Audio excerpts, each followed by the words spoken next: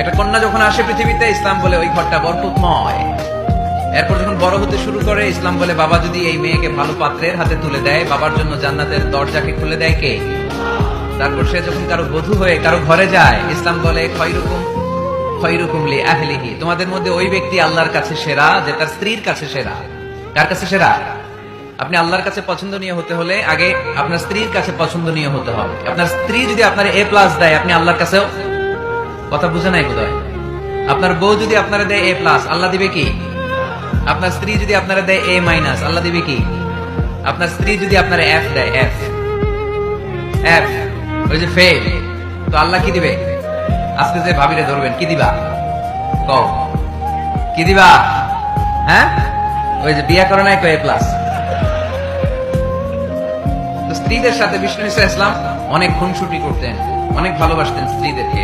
আম্মা জান খাদিজাতুল কুবরা আত-তাহেরা রাদিয়াল্লাহু তাআলা আনহাকে বিষ্ণু ইসলাম এত ভালোবাসতেন, তিনি বলতেন রুজিকতু হুব্বাহা, আমি খাদিজার ভালোবাসাকে আল্লাহর পক্ষ থেকে রিজিক হিসেবে পেয়েছি।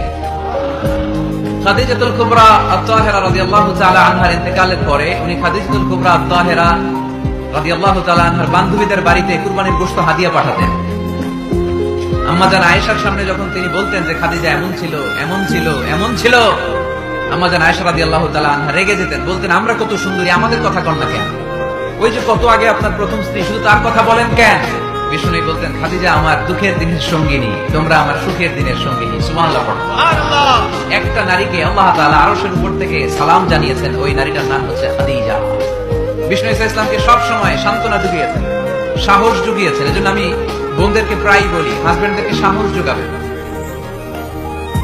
স্বয়ং আল্লাহ তাআলা সাইয়েদনা জিবরাইল মারফত জানিয়ে দিলেন, ও নবী বাশশিরু খাদিজাতা বাইতান ফিল জান্নাহ, আপনি আপনার স্ত্রী খাদিজাকে এমন একটা জান্নাতের ঘরের সুসংবাদ দেন যেটা মণি, মুক্তা, ডায়মন্ড, সাফায়ার স্টোন দিয়ে তৈরি, যে জান্নাতের ভেতরে কোনো আওয়াজ নাই, নয়েজ নাই, চিৎকার নাই, হই হুল্লোড় নাই। সুবহানাল্লাহ পড়েন।